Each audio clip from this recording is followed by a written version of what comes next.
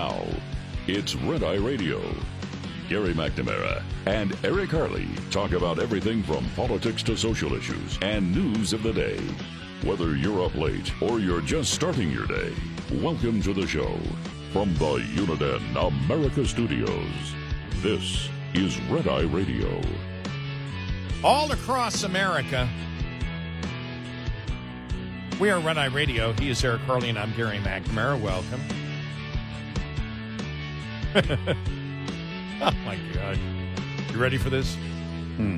Legendary rocker Neil Young is turning his anger towards billionaire Tesla owner Elon Musk into new music. All right. You didn't think that there could be worse lyrics than, hey, my, rock and roll can never die. I can still remember the first time I heard that song, I went, it sure as hell will if it sounds like this. Yeah. I never was too much of a Neil Young fan.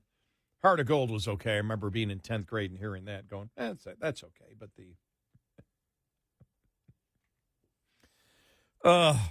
But you always get a place at Coachella, no matter what. So, well, he, of course.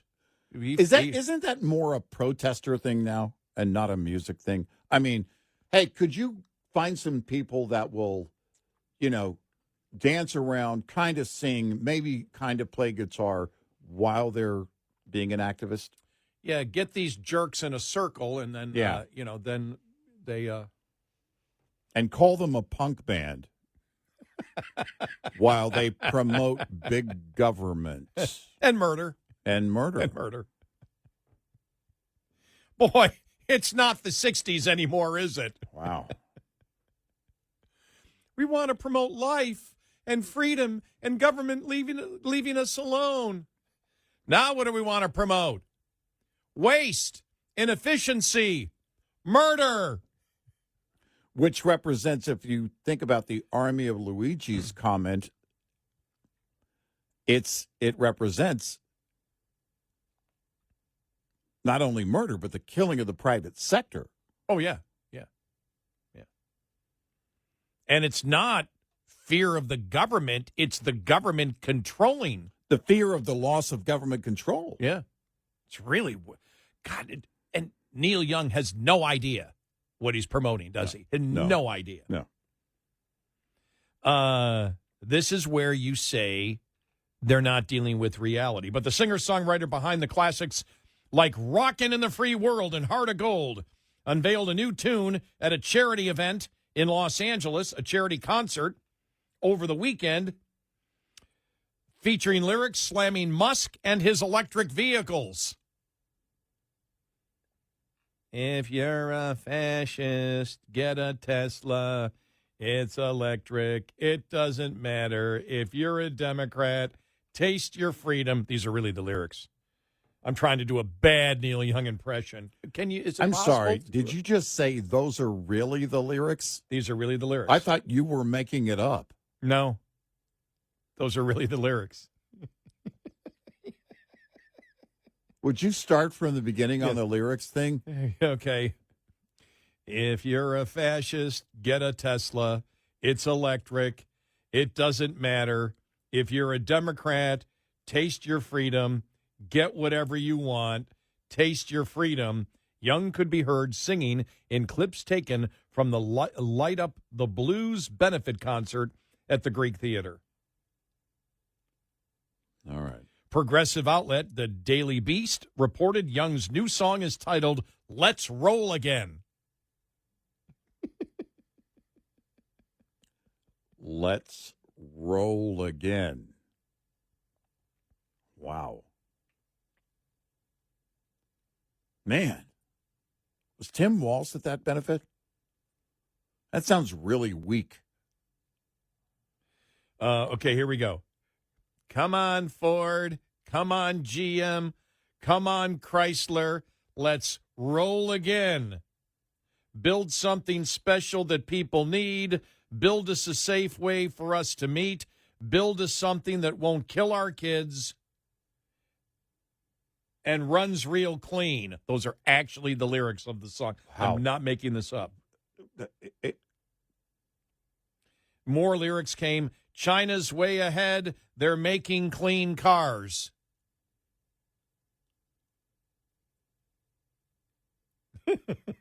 This song's going to get awards.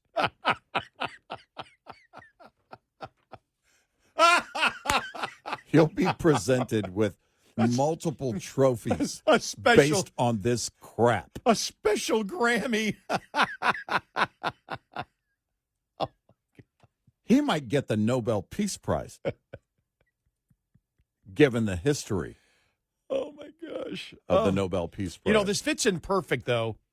I want to play this audio cut. All right. This came from Breitbart News, and the woman's name is Emma Jo Morris. Okay. And her job is she helps corporate clients understand the changing cultural and political landscape and how to engage with people who make this country run. Now, this was an interview that Alex Marlow, the editor of Breitbart, did with her. Okay. She was at the White House Correspondents' Dinner. Okay? Okay. And this is her analysis of the media and the left. Okay? Here we go. This is really good. All right. Stop what you're doing unless you're driving a Tesla. It can drive itself. That's true. Oh, that's right. Put it in automatic pilot. Right. Here we go. I had like a total epiphany about what I think media bias is about. And I shared that with you off camera. Like, I don't think that media bias actually anymore is political. What I gleaned from that evening was that the bias is really personal, and that these people are just literally insane. That they're completely insane. I don't say that to be snarky. I don't say it as like an expression. Like, I actually think they're insane.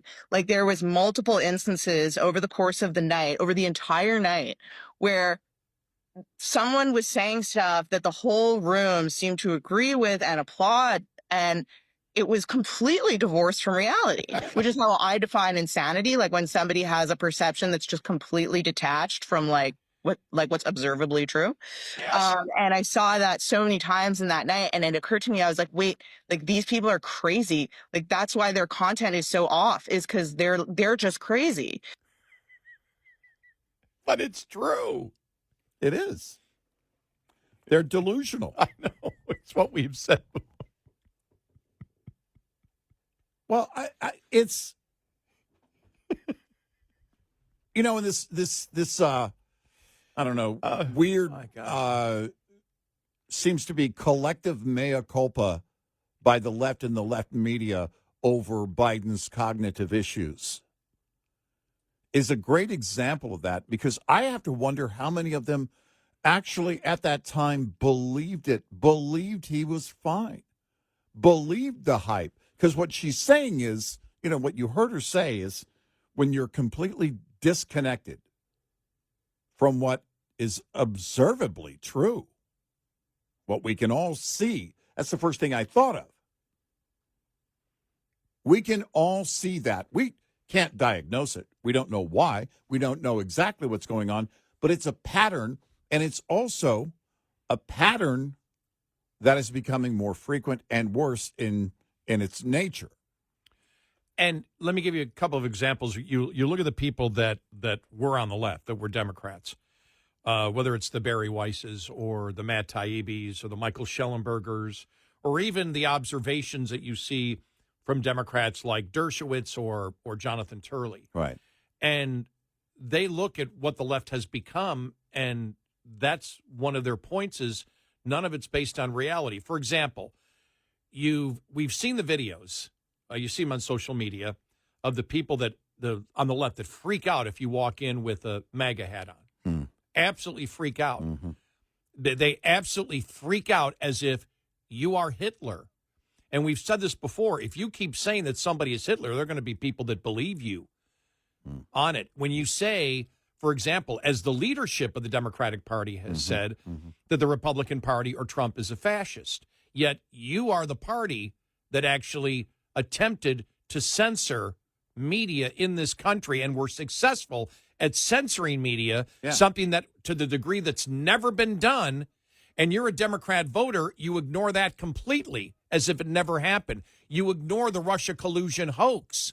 You sit there and you still believe that Trump colluded with the Russians. You don't even understand. You're completely divorced with reality and don't understand that was a setup of Hillary Clinton using campaign dollars, getting fined by the Federal Elections Commission for lying what they did with the money. Mm-hmm. They took that money to hire someone to put together fake news, a fake dossier of allegations of Trump that was paid for by Hillary Clinton's campaign to set up Trump.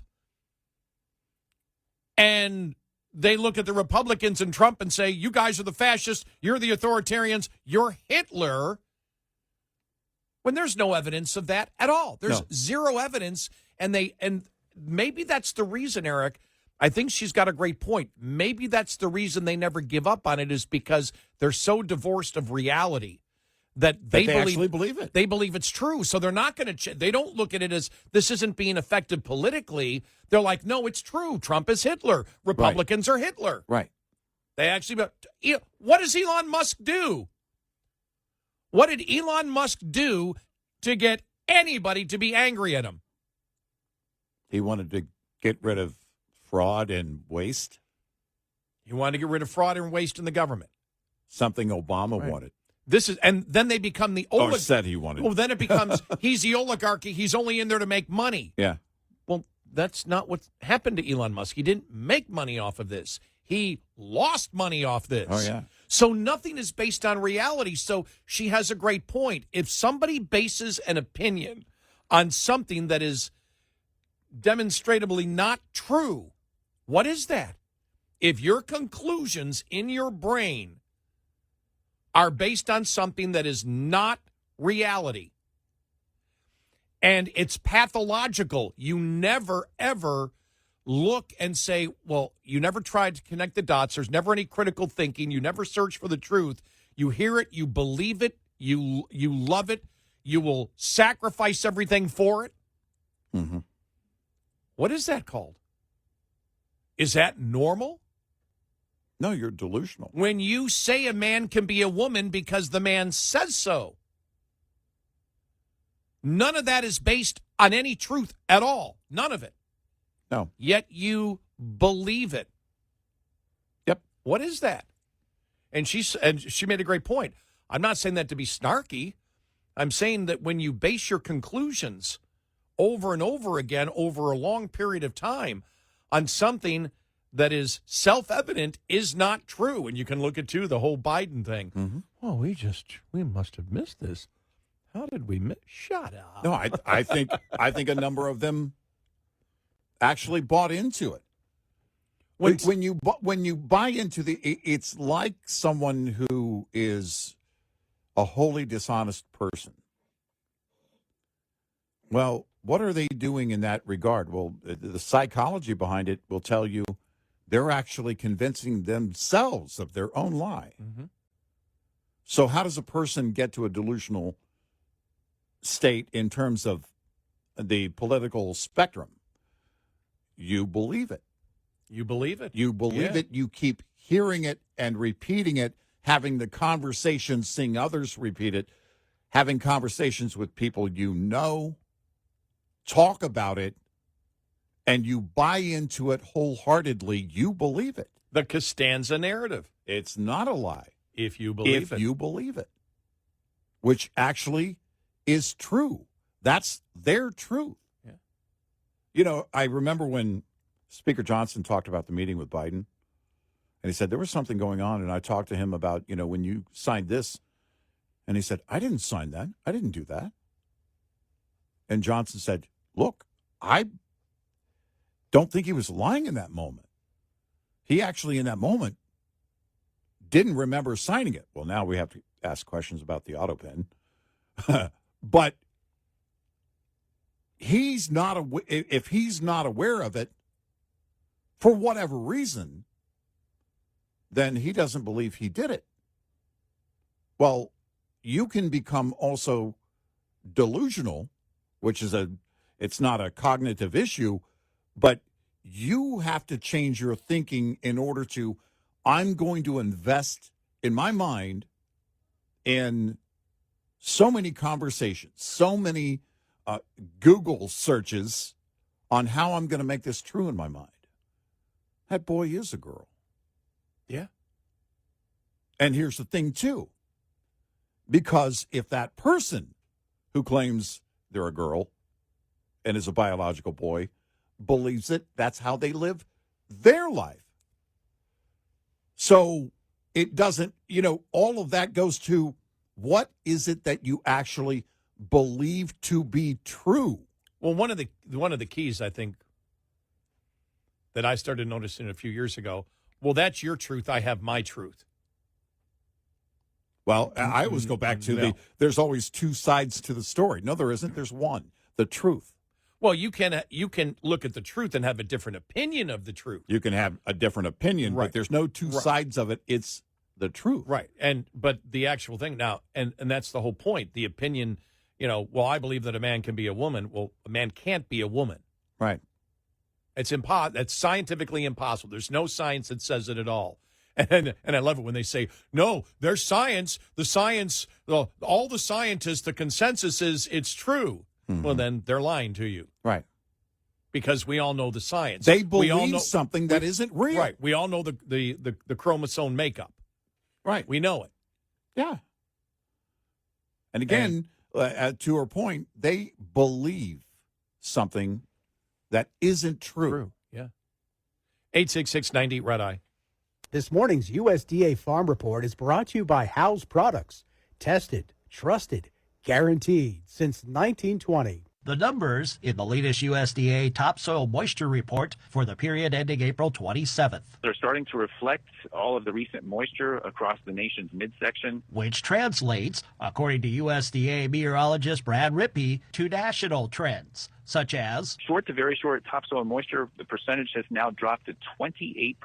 That is down 6 percentage points from the previous week. And we've also seen a slight uptick in the surplus topsoil moisture nationally, now 11%, up from 10% a week ago. Rippey adds a number of states bordering the Mississippi River report 20% or more surplus in topsoil moisture. Now, as we move to the other side of the equation, even with the recent moisture, still some dry pockets across the Rockies and Great Plains. With only one state in that region, Colorado, reporting an increase in very short to short topsoil moisture condition rating. I'm Rod Bain reporting for the U.S. Department of Agriculture in Washington, D.C. This report brought to you by Cenex Fuels and Lubes.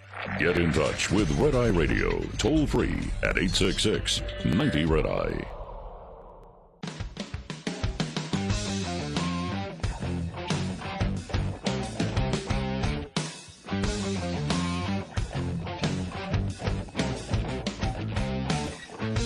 It's Red Eye Radio. He's Eric Harley. I'm Gary McNamara. As soon as we went into the commercial break, I just started laughing. I looked at Eric and said, I can't believe that you actually thought that I was making up those lyrics. No, I did. I genuinely thought you were making up. They were so bad, I thought that had to be you. Right, to the Neil Young protest song against Elon Musk and Tesla.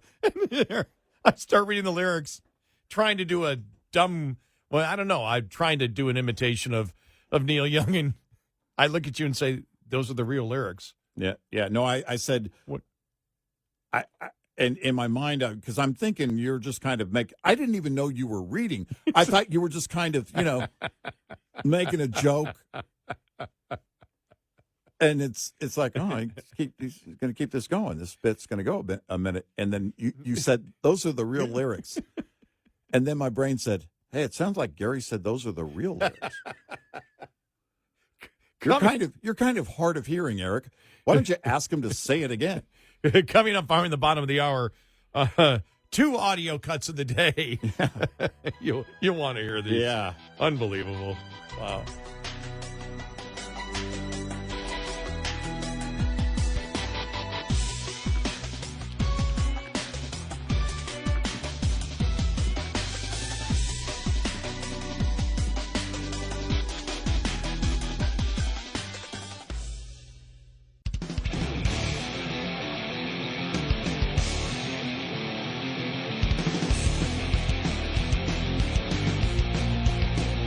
You're listening to Red Eye Radio, from the Uniden America Studios.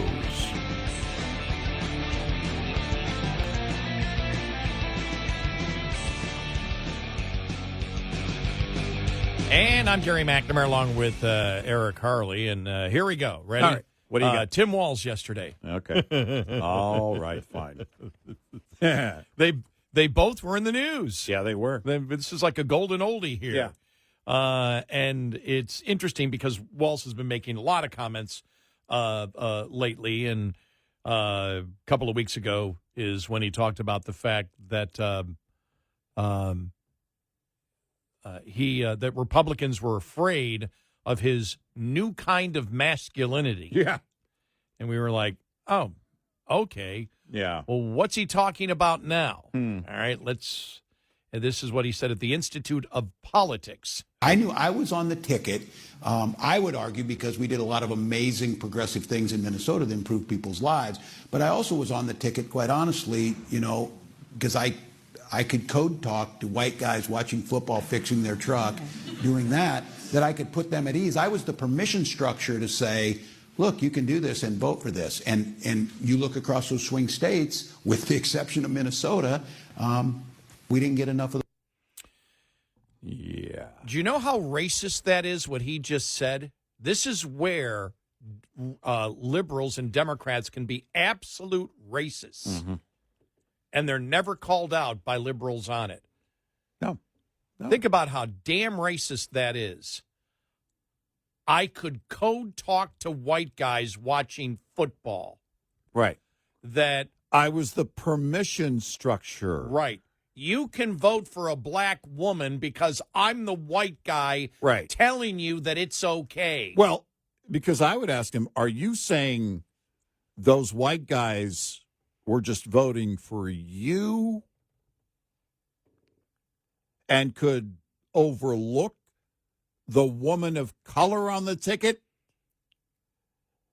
Or they didn't have the ability or the permission. The permission.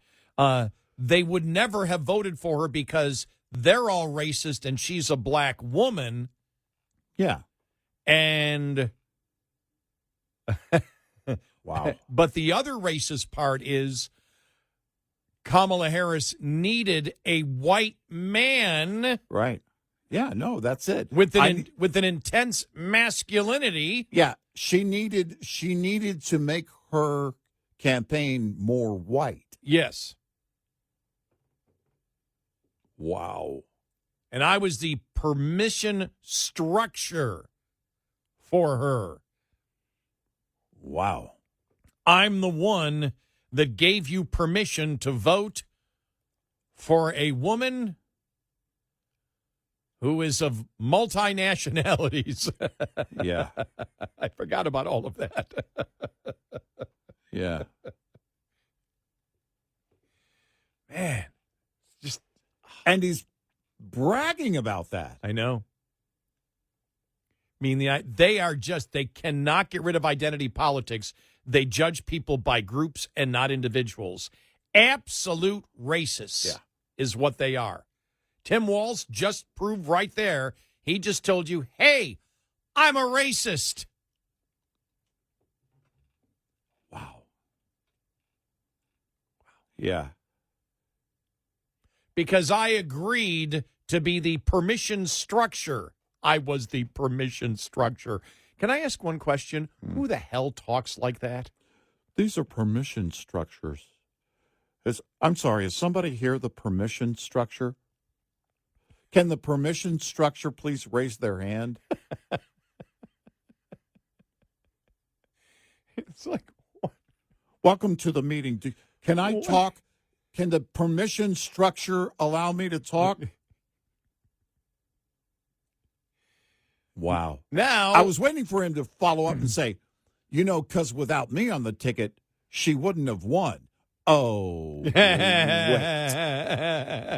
And if she would have won, it's because I was the permission structure. Right. Without me, she would have really lost. Wow. All right. Now let's go to Harris. All right. Who made her, this was her big coming out speech. Woo-hoo! Remember, The comeback kid. Yeah, she still is number one for Democrats. That's right. And who should be president in 2028? Who should be the Democratic nominee? She still leads. And so she was out there again speaking.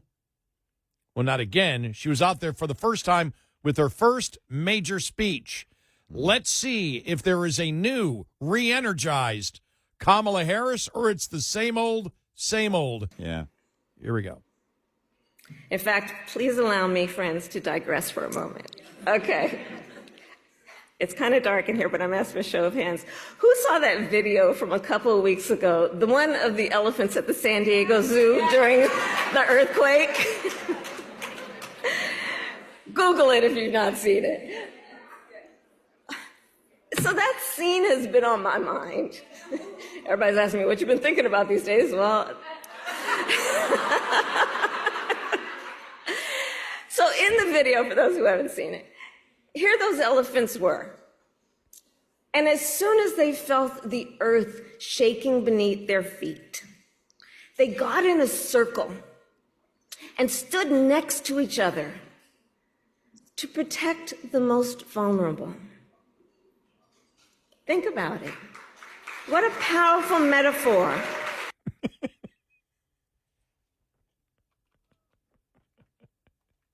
So what she's saying is she's had a lot of time on her hands. Is that what I'm hearing? Because it sounds like what I'm hearing. Did you see the other one where the guy juggled 9 tangerines? Well, I do think there is a tremendous amount of symbolism that she missed that I hope the Republican Party does not miss today. The GOP being represented by elephants? The GOP is represented by elephants. Right. You didn't see donkeys. They weren't donkeys. They were elephants. And I didn't see any donkeys in a video protecting the most vulnerable during the earthquake. Her metaphor was when there was danger, Republicans got in a circle to protect the most vulnerable. And we do know elephants are critical thinkers. Yes.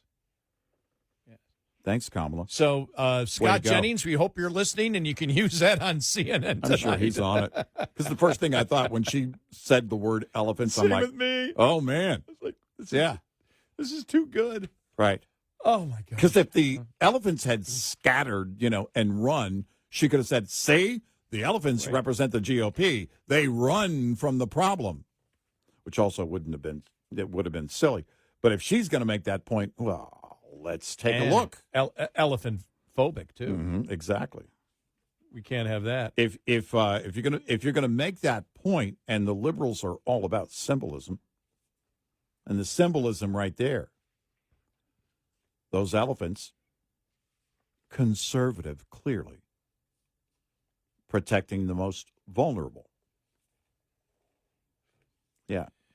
And then the donkeys, by the way, during that earthquake, were trying to put pornographic material in front of young children in schools.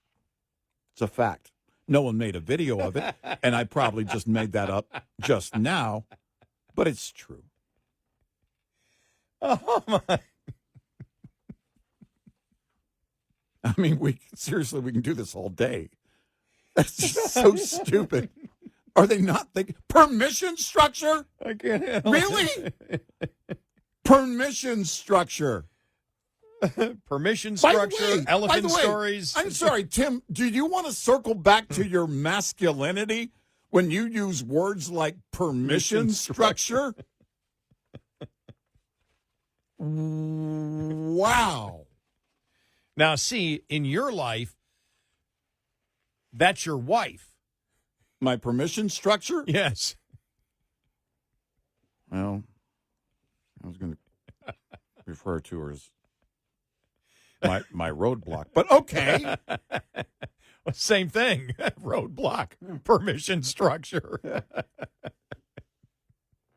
So you're saying it's okay. The whole, it's a family-sized bag of M&Ms, and you're positive, honey, it's okay. I eat the rest of them. Yeah, You're sure?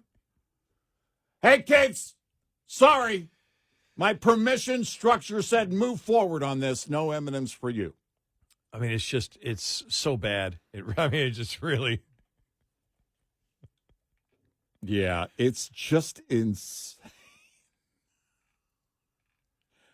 You know, what's the one? Here's my question: did those elephants in that moment need a permission structure to do what they did? No, they took charge, as conservatives often do. And finally, I think we have this is Lindsey Graham talking to the DEA chief nominee Terrence Cole about gang signs, and this is the whole thing about President Trump on with I can't think of his name now. Well, nobody knows who he is, even the president didn't. Terry Moran. Yeah. Yesterday, and they were going over the whole gang photo when he said, this is MS-13. He goes, no, that was superimposed over it. What it was the explanation of the actual symbols. The symbols meant MS-13. Nobody's debating that. It was the president apparently didn't know that was put on there to describe each symbol. Yeah, right. The M. It's what it means. It's what it stands for. Right. They were identifying the symbol, and so Lindsey Graham was on with the DEA chief nominee yesterday. The confirmation hearing. Here's what went back and forth. Based on your time as a DEA agent in the field, particularly in Mexico, these tattoos are consistent with MS-13 associations. Yes, sir. That's correct. Do you know of any other set of combinations that would suggest some other organization this represents? With this particular one, no, sir. There you go. So is that one over with yet? Are we going to continue? Yeah. Wow. You know, you saw there was another, came out another, there was another thing that came out against Garcia yesterday. Oh, I just can't remember what it was. It just popped into my mind right now. But another allegation or another, I guess, affidavit of him doing incident. Incident. Another incident that he was involved in. Yeah. Well, it's, that makes the left even more determined based on, how it's going. It's like you're fueling their fight. Well, when you point out a story like that, they're like, yeah, we know, right? Oh, boy. I hope he doesn't come out as the reincarnated Hitler. Right, exactly. He'll get full Democrat support at that point. Right. Wow. Give him a second chance. He's reincarnated. God gave him a second chance. Why don't Republicans? What if he tells a Democratic lawmaker, I stand with Israel? Then it's over. If that ever happens, it's done. I'm MS-13 for Israel. Yeah. Bye. Garcia, who? I'm going to have a sore throat again. I heard. MS-13 what? Isn't that a cable channel? I heard from doing this show. Yeah. It's so bizarre. I know. It really Just is. Bizarre. 866-90 Red Eye. We'll be right back with more Red Eye Radio with Eric Harley and Gary McNamara.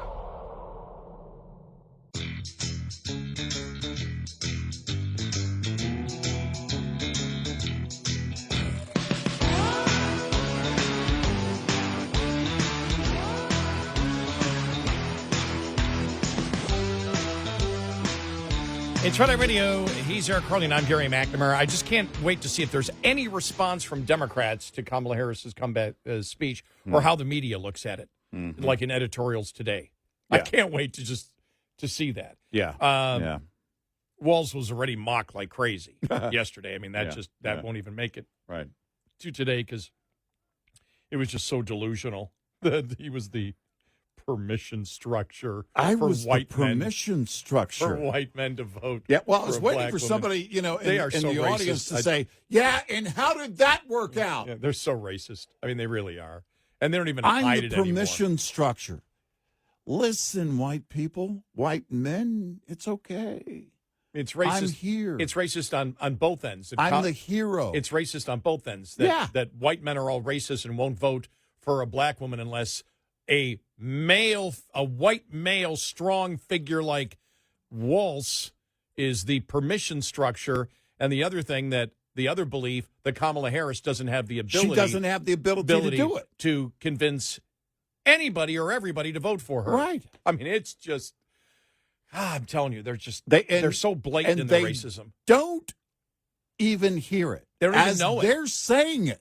Yeah. They don't even realize. My God. Didn't even realize what he was saying. Again, it's what they believe. Yeah.